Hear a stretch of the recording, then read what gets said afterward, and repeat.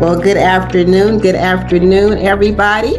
My name is Wabette Johansson, and I am the Educational Director for CAREB, California Association of Real Estate Brokers. And you guys, every other Wednesday at noon, we are here to give you what we call you guys Hour of Power. So on behalf of our president, Ria Cotton Landry, I thank all of you guys for being here. And you guys, our goal is to help you guys to be able to do better in your business in 2025. So all year long, you guys, twice a month, we're going to bring you guys some fabulous resources. And today, you guys, I am very, you guys, this is going to be an hour of power, okay? I was actually introduced to Nikki by one of our directors in CAREB, Mike, and he said, you know what? We need to talk about, some of the new laws that's going to affect our industry. And he says, Wabette, the perfect person to do this is Miss Nikki Coppa. And so I asked her to send me a short intro for, right? Nikki, I was like, oh my goodness. Oh, you're very kind. Thank you. A powerhouse here today. So you guys, maybe you guys should do a brief intro of who Nikki is. And you guys know Wabette cannot see because I'm vain. But here we go, you guys.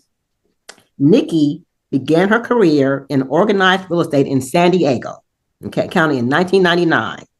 She's a single parent.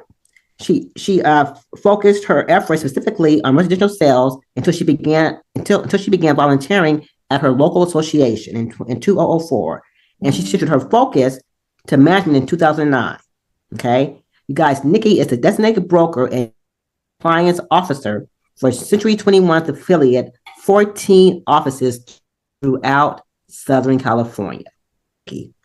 She has served as a director for CAREB since 2008 and NAR since 2018.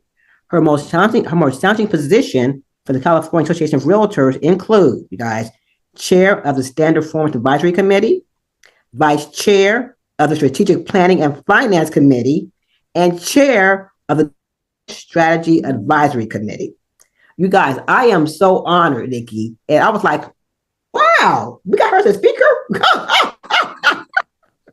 Okay. So you guys, she has proudly served as the chair of the Risk Management Issues Committee in 2020 for the Association of Realtors. And we are so proud, Nikki, honored to have you on today to help us with the new laws in 2025. So I'm going to go over to our guest speaker, you guys, Ms. Nikki Coppa. Welcome, Nikki. Thank you so much. I appreciate you having me. Let me go ahead and jump in here and share my slides. All right. Can you give me a thumbs up that you can see my slides okay? All right. Perfect. Okay, so lots of new stuff for 2025. There has been a few questions, and I want to just jump on this right at the beginning. There have been some tweaks to the do not call rules. Those actually are going into effect at the end of the month, and most of them deals primarily with robocalls. Okay, since realtors don't really do that, they're not the robocallers. They utilize them, but the new regulations are for the robocall initiator. So CAR, Gov Hutchinson just said last week, well, I don't really think we need to change anything, but we will look and we will get that out to you. So keep an eye out for any updates from CAR about that if you are a caller. We'll go over the other ones that they have gone through. So new laws. Oh, look at that. I put new laws for 2024. Typo. Sorry. This is for 2025. Yeah, I do that too. We're going to kind of walk through everything. We'll do a Q&A at the end. So you can ask whatever questions you want. Then there are some resources that I already sent over that you can use throughout this. So CAR Legal does a full Q&A, which is like 50 pages. It can be a little dry. So they also make a couple quick guides too. So the links for all of those are there. And then a CAR attorney, Robert Bloom, great guy. He did a recording. So I sent the link for that too. So Wabette has everything that she can get out to you after that if you want some additional information. All right. So the big ones here, buyer representation agreements are now required under the law. So we're going to go over the details on that. Balcony inspections. This seems to be one of the more confusing things right now, along with a new form for that. So we'll go over that. The contractor exemptions have been raised from $500 to $1,000. Domestic water storage tank assistance. This is an interesting one because the CAR attorneys even said, we don't really know where this is happening, but apparently it's a new law. So we'll all be prepared. Okay. Disclosure of local requirements regarding gas-powered appliance replacement. This is an interesting one, and I'm not sure where it is, so I would love to hear if any of you know a local municipality that's putting this into play. Signing an RLA can extend your foreclosure sale by 45 days with the new law. And then the probate small estate exemption limit is raised. These are basically for our residential sale type new laws. Okay. And then we will touch on some of the new leasing laws too. Okay, so let's go ahead and start off with AB 2992. That was Assembly Bill 2992. This was something that CAR sponsored. They asked our legislators to go ahead and pass a law that says that we must all have a signed buyer representation agreement prior to writing an offer when we're representing a buyer. As you know, with the settlement agreement that went into place in August of last year, all Realtor members were required to have a buyer rep agreement for residential properties only. Okay. And then it was an MLS rule as well. But this was not something that was applicable for all people with a license in the state of California. So CAR wanted to make sure that if we needed to do it, everybody needed to do it. Okay. So the new law applies to all property types. This is commercial, land, stock cooperatives, all of those things, mobile homes. You must have a buyer rep agreement in place before you write the offer. AB 2992, it doesn't supersede what the settlement agreement was or an MLS rule. What we're finding is throughout the state, the most strict rule seems to be with the MLSs. Because, for example, CRMLS, they require that you have a buyer rep agreement in place prior to showing a property. And the law and the settlement say as soon as practicable, but before you write the offer. So depending on your area and your MLS, you may have stricter rules. One of the big things to remember is DRE is going to be the enforcement arm for the new law. So if you didn't write a buyer rep agreement and then you went and you showed property, you wrote an offer and you closed, somebody could report that to the DRE. And the DRE can call your broker and investigate and look for that buyer rep agreement. If the law was broken, then of course there would be discipline. So the DRE will be the discipline arm for the law. Okay. So again, remember, you want to look at what your rules are for your MLS because those are the ones that are strictest. Now, with this is no different than what we've heard in the settlement agreement. This buyer representation agreement must state the buyer's agent compensation, the services to be rendered. So what am I doing for this money? When compensation is due, okay, at close of escrow, right? And the date of expiration. So the new law has a 3-month limit on any buyer representation agreement. Okay, so we can't write it for over 3 months if the person is an individual. If it's a corporation or something like that, it's different. But for an individual, I can't write it for more than 3 months. Not 90 days, 3 months. And again, this was just something that the legislature wanted in there. They actually originally wanted to have it expire in 1 month. And CAR lobbied to try and make sure that if we were going to have a limit, the limit would be 6 months. And we ended up having to settle for 3 months. Okay. Renewals cannot be longer than 3 months. So I write an agreement for 3 months. It expires. I go ahead and renew a new one. I can't do it longer than 3 months. Each agreement has to be 3 months in its entirety, no longer than that. And then any renewals can't be automated. So I can't just write it into my contract that this will be automatically renewed for 3 months, every 3 months. It has to be something that you have modified. So you do a modification of terms, that's the MT/BR. And with that, you can extend your expiration date for another 3 months. Okay. Now, one of the things that's really important, I'm not sure if that was on, yes, is that whatever we write on that buyer rep agreement, if I write that my compensation is 50 bananas, okay, that means if somebody offers me 100 bananas, I can't take all 100 bananas. I can only take 50.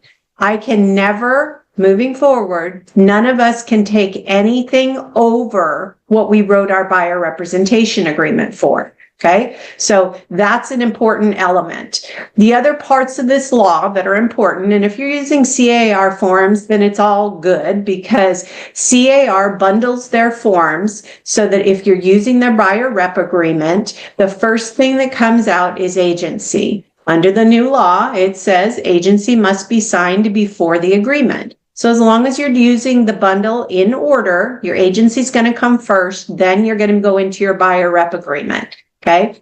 Anything, let's say I wrote this for 4 months. Okay. Anything that violates the rules makes the entire provision, makes all of this void and unenforceable. So again, I write for 4 months instead of 3 months. Boom, my agreement's gone, which means I don't get paid. Okay. And so it's really important to understand all those dynamics. And then once again, DRE is the disciplinary arm. All right, balcony inspections. So this law was actually passed at the end of 2023 for 2024 because they wanted people to start getting these inspections done. Okay, so what happened this year is the deadline to have the inspections done was extended for a certain group of people. Okay, so the current law and the due date is applicable for most of what we do in residential sales. So let's start with the criteria. If there is a building that has 3 or more units, okay, not 3 or more bedrooms, just 3 or more units. So I'm talking a triplex, a fourplex, anything like that. Or if it's a condo and the building itself has 3 units in it, okay, then the next thing I look to see is, are there balconies, decks, or stairways that are outside of the units? If there are, the next thing that they look for is, are they supported in whole by wood or wood-based products? Most of ours are. So if it's all steel, that's a different dynamic. But if it's wood or wood-based products, then we would be, it would fall under the criteria. And then those decks, balconies, or stairways must be at least 6 feet off the ground.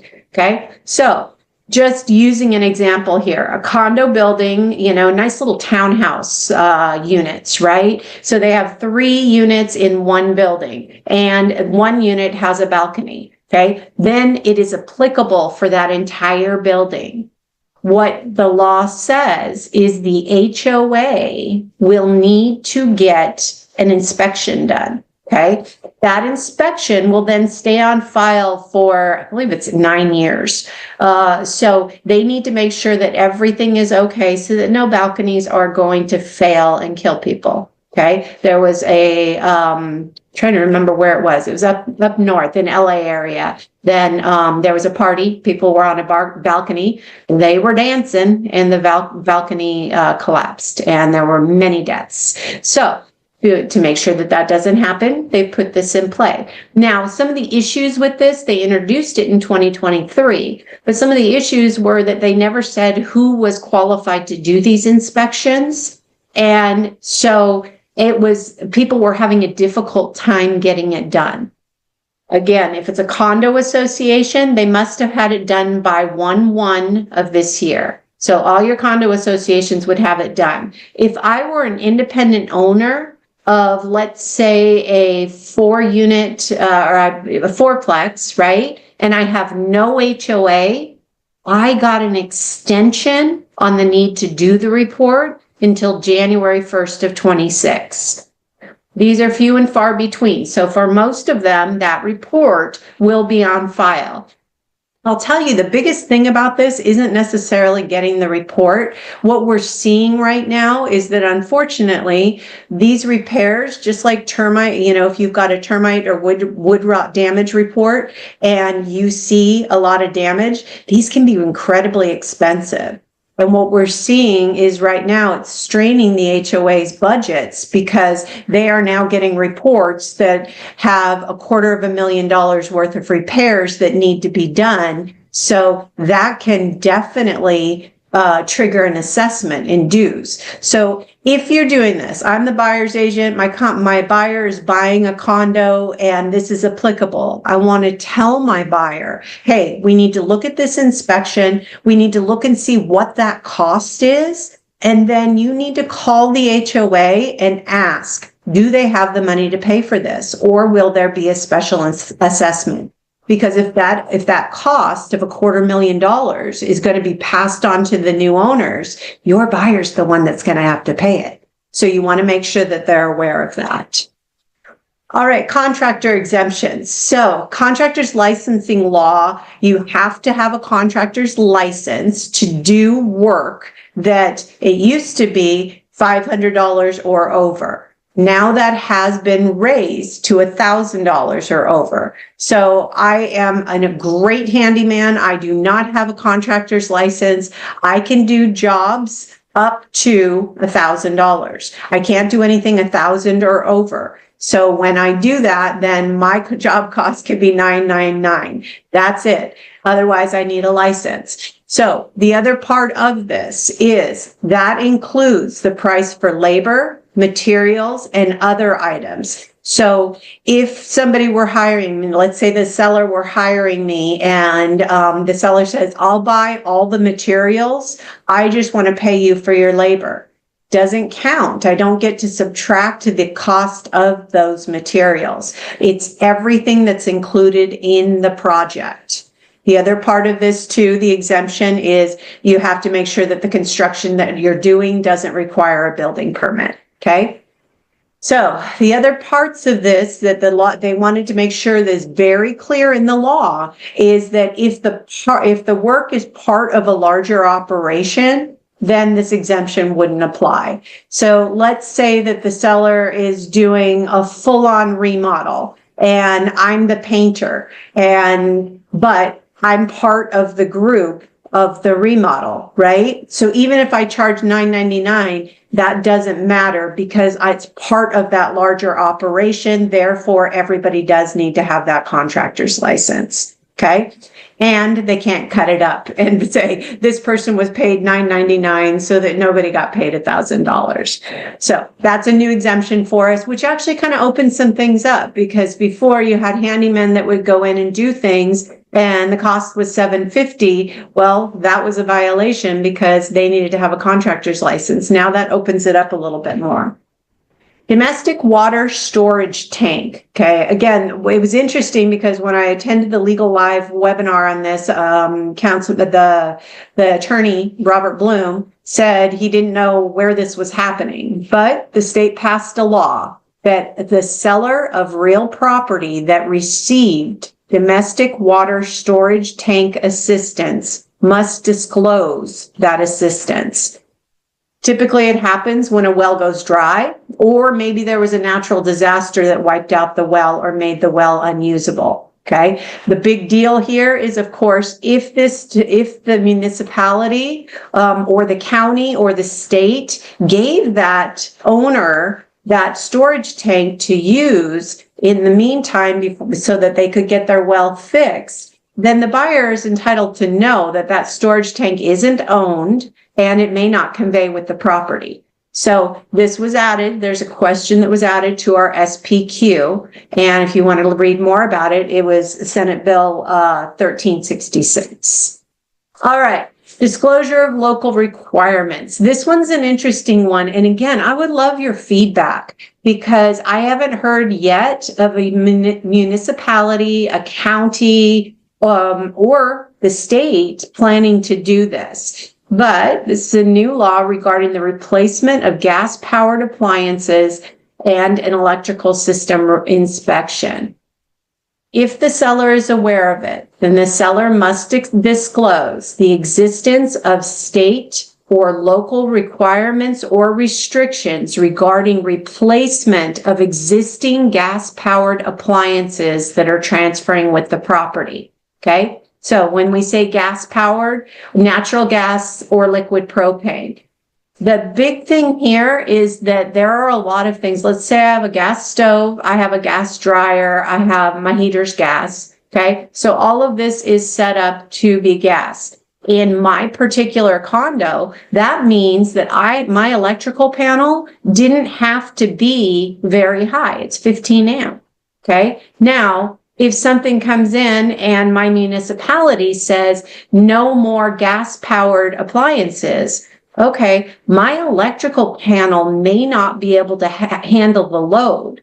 So that's why as a seller, I would need to tell the buyer, hey, I have gas powered appliances. And if our state, our city, our county requires that those be replaced with electric appliances, okay, then you want to make sure that you get an inspection on that electrical panel and find out what that cost may be.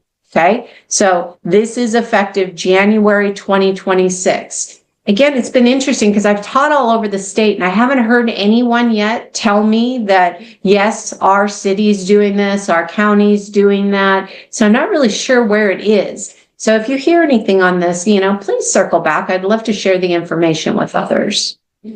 All right, so extension of a foreclosure sale. Although we don't see a lot of foreclosure sales right now, we do see some on a residential 1 to 4 foreclosure sale. You can have it postponed for 45 days if the seller signs an RLA, residential listing agreement. Property must be in the MLS. They have to send notice to the trustee with the signed residential listing agreement at least 5 days prior to the scheduled sale date. Okay. And it must be sent by certified mail or something requiring a signature. So if I do that, my property's being foreclosed 5 days prior to the date, I have a signed listing agreement and my property's in the MLS, then I get a 45-day extension on that sale. Then if I get it into escrow, I can do the same thing, get another 45-day extension with an executed purchase agreement. Okay. So all of these extensions apply. One big thing, it can't be a short sale. So there does need to be equity in there. If it's a short sale, none of this applies. Okay. All right, probate. Not a ton of people doing probate, but if you are doing it, there is an exemption that is in place in California. The limit for this exemption, so if there was a probate, and let's say I was the successor, then I could petition the court to determine succession so I wouldn't have to go through the whole probate experience. That limit was lower. Now that limit has been raised to $750,000. So I know that that's not huge in our world, but gross value cannot exceed $750,000. Okay. But if so, then if it's less than $750,000, successor can petition the court. Okay. After 40 days and request a court determination if I have successfully succeeded to that property. Okay. The increased limit doesn't start right away. It starts April Fool's Day. I know you can't make that up. Okay. And then there's a short period until 28 that limit will be in place. After March 31st in 28, then that limit will be raised every 3 years based on the consumer price index. Okay, to make sure that it doesn't get stagnant like it was before. So that will be helpful so that less things go through probate. All right, landlord tenant. Okay, it's getting scarier and scarier to do leases in the state of California. There are so many rules, and guess what? There are more now. There's screening fees, rules, photos, mandatory photos, which is interesting. Some unlawful detainer changes, and then now a qualified commercial tenant gets certain protections. So let's go through these screening fees. Okay, so there's screening fees. If you're looking for a tenant, then most landlords do charge a screening fee, right? Now there are only two options. The first one, landlord can charge a screening fee and agrees to return the fee to anyone that is not selected. Okay, so 10 people apply, 10 screening fees, landlord returns 9 of them. Okay. If the landlord says, well, wait a minute, I don't want to do that. I still took the time and effort, right? Okay, there is another option. Second option is what they call first come, first qualified, first served, okay? The dynamics of that is the landlord is going to adopt and document a screening process where all completed applications are considered in the order they receive. The landlord must have written, disclosed screening criteria. So this needs to be provided with the application, what my screening criteria is. If I require a FICO score of blank, if I require, an employment history of blank, I have to have all my screening criteria written out. The first applicant that meets that criteria is approved, even if you get a better one right after it. The applicant is not charged an application fee unless their application is considered. Okay. So in this scenario, those 10 applications, I could charge 10 application fees and I don't have to return any of them as long as I have considered all the applications. But if the third one meets all the criteria, then guess what? I wouldn't have considered the last 7. So I would have to return their screening fees.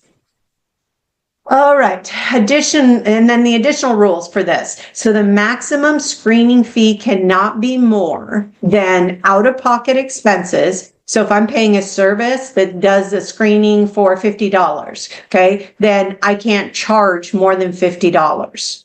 Okay, so my out-of-pocket expenses or $63.50. I really have no idea where they come up with these numbers, but this is the number. So you can't charge more than that. Copy of your the credit report must be provided to all tenant applicants that pay a screening fee within 7 days, regardless of whether or not they ask for the credit report.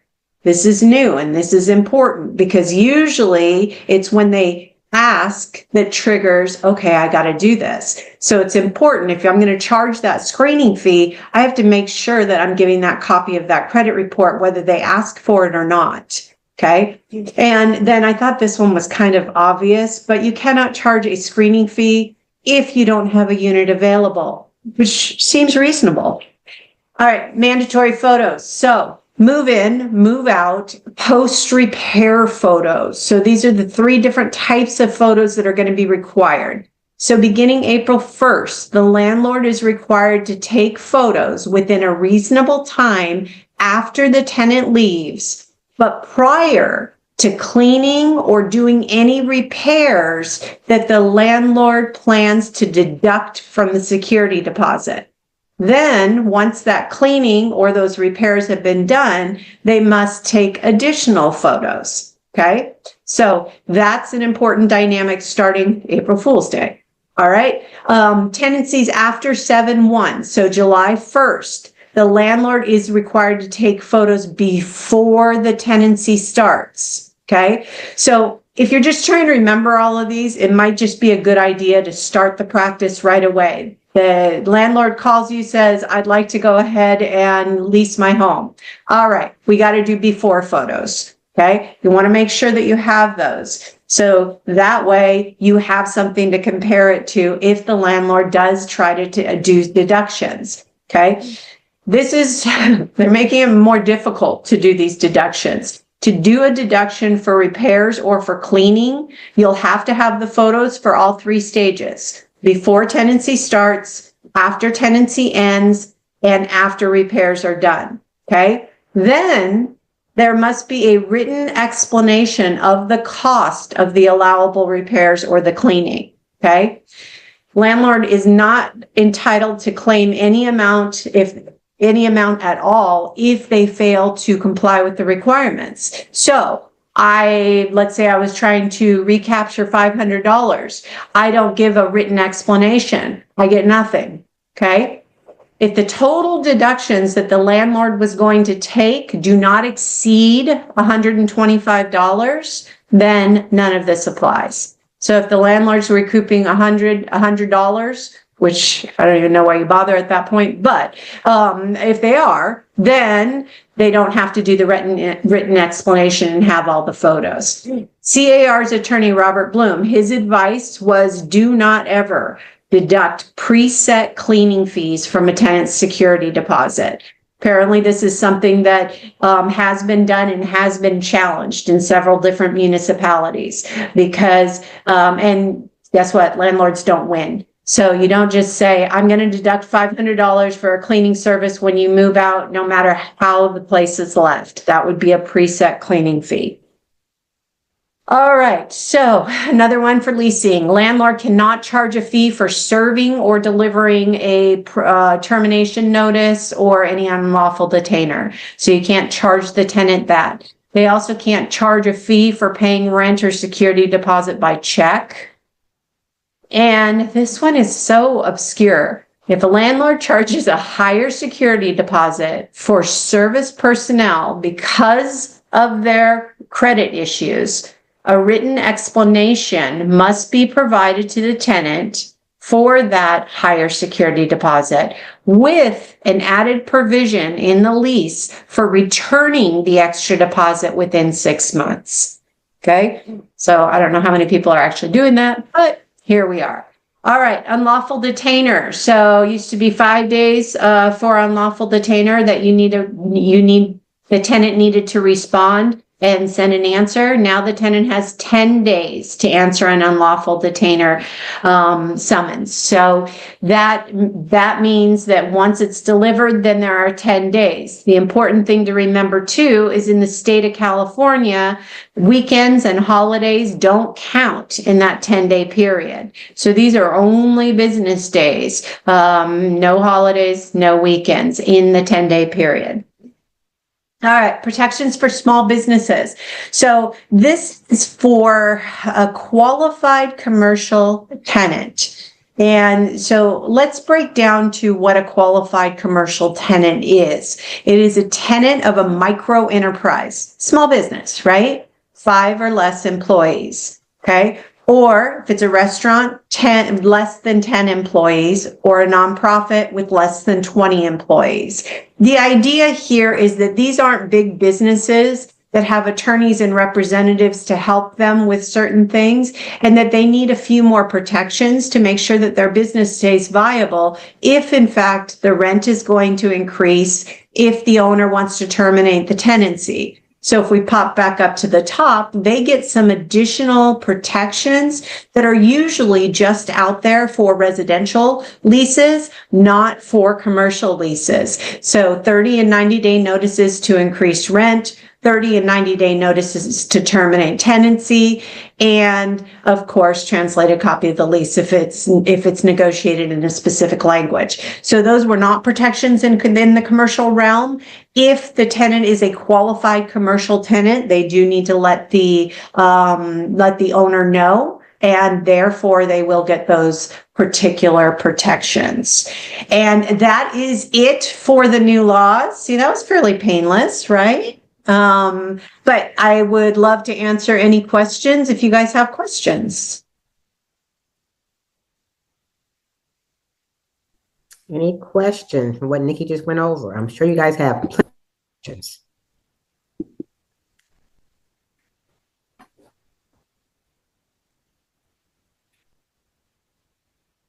All right. Looks like Dean has one. Yes. Okay, so when you mentioned that it's a little confusion on who pays for the balcony report, Uh-huh. what do you suggest? I mean, Okay, so no, actually, it's on who has to do it and who was able to do it. So they have clarified now that the general contractor and which licenses they have to have for them to do the report. So what we need to look at is if I'm an owner of 3 or more units, I have to pay for the report and I have to give it to each of my tenants and any new buyer. If it's an HOA has to pay for the report. Those reports should be on file now because the deadline was January 1st for anything with an HOA.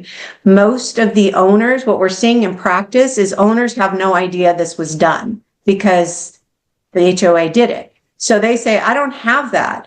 That's fine. They can call their HOA because their HOA does have it. And then the HOA gives it to the buyer. And then you want to really look at it from a buyer's agent perspective. Let's look and see what the total is. Because if there are a lot of repairs that need to be done, then the buyer really needs to consider that because there may be a special assessment. Is that clear? Yeah, I should have specified because it's a fourplex I'm getting ready to list this weekend. And I was telling the seller because she said she received something from the state of California. It's her mother's fourplex, but they live out of state. And so she said she received something saying it had to be done. I said, no, I'm reading something saying that it was extended till January 2026. But the question, just in case, for the next time, who really has to do the report on a fourplex, but it's still the seller. Right. It is the seller, as long as they don't have an HOA, right? They don't have an HOA in their fourplex. Okay. Then absolutely, they are extended. Their deadline is January 1st, 2026. So they don't have to do it right now. Doesn't mean the buyers may not ask for it. But at the end of the day, if you look at the form, the WBSA is the CAR form for that. And it says very specifically under that criteria that that deadline has been extended for that seller. I sent that over to him, but okay, thanks. Perfect. All right. Thank you. Any other questions? You guys can also put that in the chat if you like, or come off mute. Either one is fine. While we have our expert Nikki here, we wanna use her and abuse her. all of her great knowledge. Any more questions?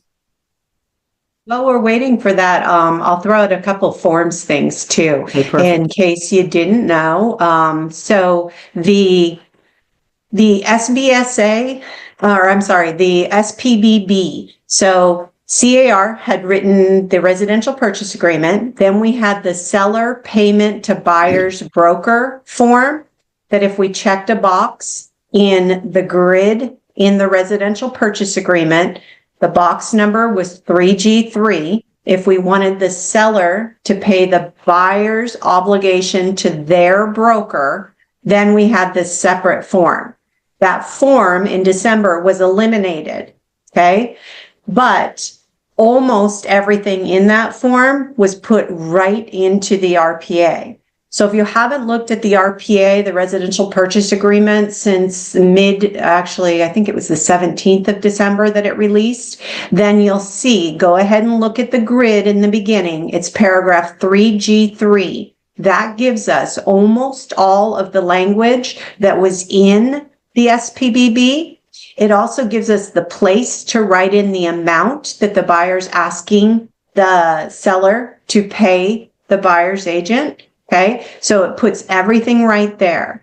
The other form that was eliminated that there's a lot of questions about is the SELM. That was our exclusion from the MLS that we've used for years and years and years. In July of last year, an additional form was created, the MLSA. That's the Multiple Listing Service Addendum. It had all of the information that our SELM had in it, and it bundles with the listing agreement. So CAR discontinued the SELM. So those are two forms that disappeared in December.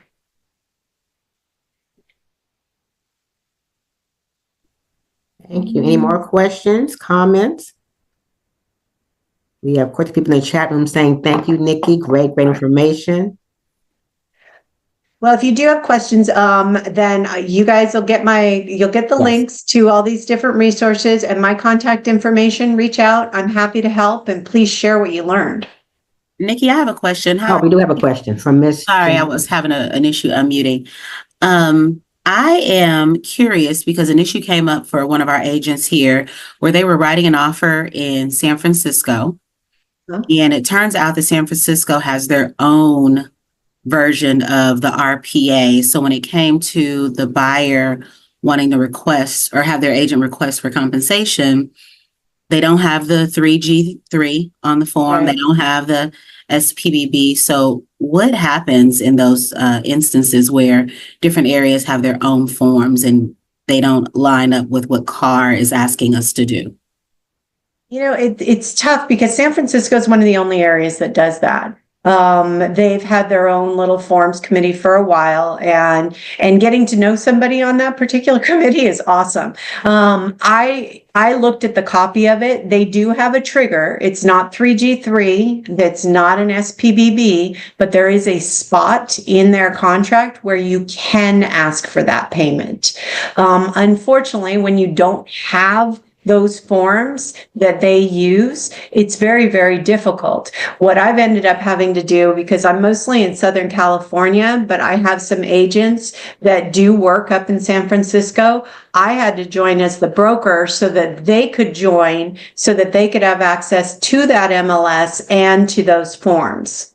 So that's an expensive solution, but it was really the only way that I could make sure that they had the forms that they needed, because otherwise they weren't going to get their offer accepted. Gotcha. Okay. That's helpful. Thank you. Uh-huh. Thank you, Jonisha. Any other questions for Miss Nikki? If not, once again, Nikki, we thank you so much for being on a wealth of information. Well, thank you so much. Everybody, and you guys, can we get through? You guys will have the recording in our careb.org. Okay, give us a few days, but you guys, everything is back there. Okay, everything is back there. See, Nikki. All right, thanks so much, you guys. I appreciate you. Information. Thank you. You said you can put those links in, right? I don't see them in the chat yet. Well, Wavette's going to send them. Wavette has them all. I gave them to her in an email so that you guys could be able to access them. Awesome. To everybody. And once again, you guys, we are here the second and fourth Wednesday of every single month to bring you great resources, just like Miss Nikki was here today. So on behalf of CAREB and our president, Rhea Cotton Landry, we thank you guys for being here. See you guys next month. Thank you guys. Thank you, Nikki.